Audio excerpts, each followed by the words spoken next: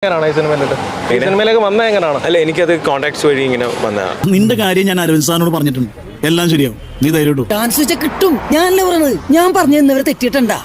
നീ ചെല്ല്, നീ പോയി ചാൻസ് ചോദിക്ക്. ചെല്ലടാ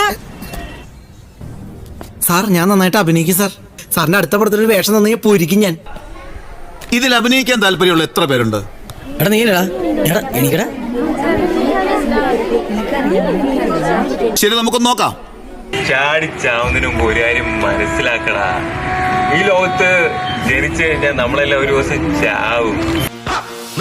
അവന്റെ അമ്മൂമ്മയുടെ ചാൻസ്. എടാ, നിനക്ക് എന്റെ പടത്തിൽ നിന്നല്ല, മലയാള സിനിമ ഇൻഡസ്ട്രിയിൽ തന്നെ ചാൻസ് ഇല്ല. അണ്ടർസ്റ്റാൻഡ്?